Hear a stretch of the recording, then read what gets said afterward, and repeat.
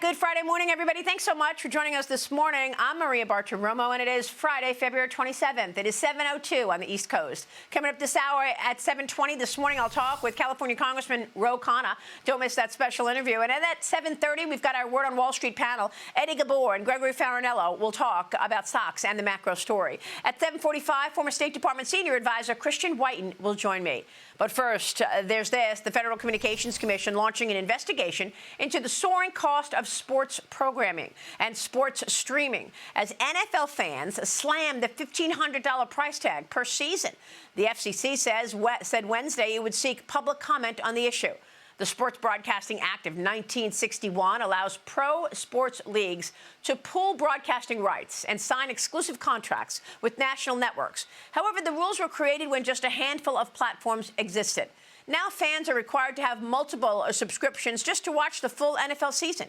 Joining me now is the chairman of the FCC, Brendan Carr. Mr. Chairman, it's great to see you this morning. Thank you so much for being here. Tell us more about this issue.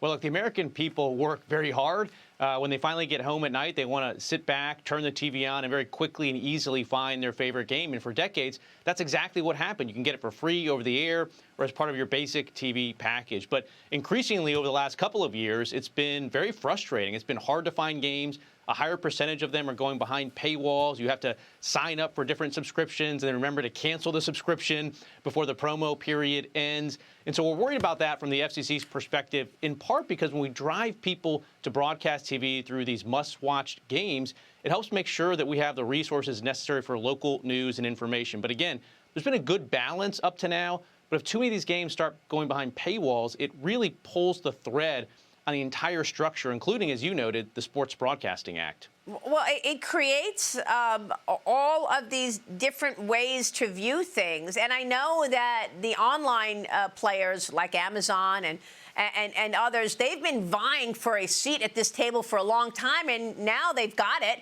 But it comes with that extra cost. So what can you do about it? Well, we're looking at that. Just this week, we issued a public notice at the FCC, and we're asking for people to comment and tell us how they feel about this. We want to look at the marketplace. I mean, sports and broadcasting have such a great and rich history in this country. The very first game ever broadcast was at the 1939 World's Fair. It was a college baseball game, and it brings the country together. But it has been frustrating for the American people over the last couple of years, and we want to see if there's a role that we can play at the FCC to make sure there's just a good balance going forward. Yeah, it's a great point to make, and certainly those online players have taken market share from the big traditional names within football and throughout sports. Yeah, you're right. There's a broad antitrust exemption, as you noted, and that was put in place by Congress at a point in time in which the only way you could watch a game other than buying a ticket was for free over the air. And so we've seen a little bit of a creep towards streaming services. There's some upside to that. There's more games available. That's a good thing. But there's some downside as well. So we just want to make sure that we're examining this and that the whole regulatory structure makes sense for where we are today. Let me move on to the FCC's investigation of ABC's The View over equal time campaign rules after Texas Senate candidate James Tallarico appeared on the show earlier this month. Several Texas-based ABC affiliates not owned by Disney filed equal time notices over the interview, which opens the door for Tallarico's rival, Jasmine Crockett, to request comparable airtime. It comes ahead of Texas's Democrat Senate primary race happening this coming Tuesday, and this is just on the Democrat side. What about the Republicans as well, getting their equal time, Mr. Chairman? You're enforcing this equal opportunity rule. Tell us about it. Yeah, long ago, Congress passed a law, and they didn't want media gatekeepers to be deciding the outcomes of elections by having exclusively, one political candidate or one political party on all the time. So they said you have to give equal time to both. Now, over the years, the FCC effectively walked away from enforcing that, and I don't think that was a good thing. There is an exception in the rules for something called bona fide news program, and Congress at the time had things in mind like Meet the Press. And over the years, everyone thinks they're a bona fide news program. So Disney's The View is now asserting to the FCC that they are a bona fide news program. And we started an enforcement action there. We've issued letters of inquiry, which are our versions of subpoenas. We're looking at that. At this point, The View and Disney have not established that they are subject to the bona fide news exception. And in fact, as you noted, we're now seeing dozens of Disney-affiliated TV stations, independently owned in Texas, effectively disagreeing with Disney that The View is bona fide news because they recently filed these equal time notices with the FCC, which means Jasmine Crockett and others can go seek out their equal time from those TV stations. And again, empower individual voters to make the decision, not Disney. So would it be enough for the FCC to just hear them admit they're not bona fide news?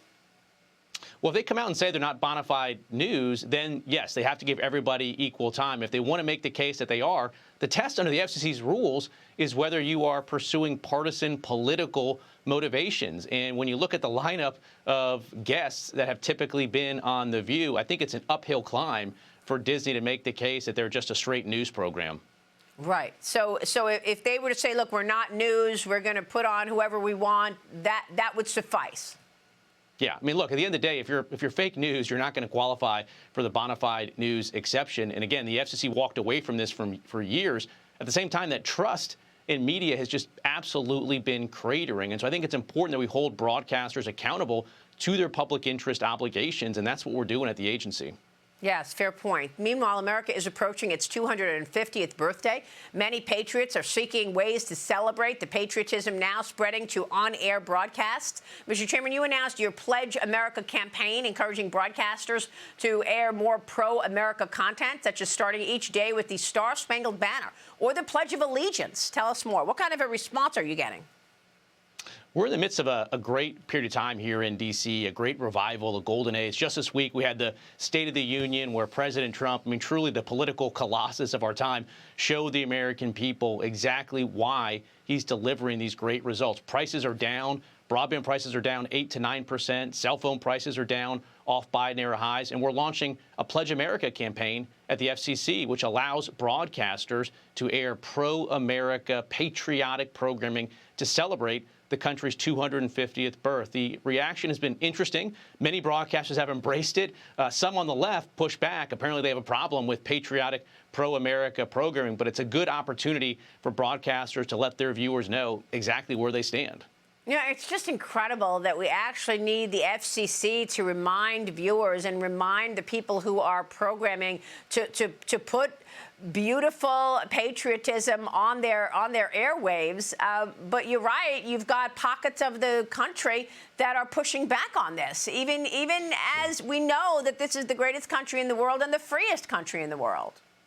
Yeah, you're right. Look, we have started the FCC's open meetings that I chair with the Pledge of Allegiance. We introduced that when I took over. If you go back 50 years, there was something called the Bicentennial Minute, where broadcasters voluntarily would do a minute every day, something about the history of the country at that point in time, 200 years ago. And I think there's a lot that we got right in media policy in the 50s and the 60s and the 70s, and I think we need to return to a lot of that. All right, we'll be watching. Brendan Carr, great to have you this morning. Thank you, sir. Thanks.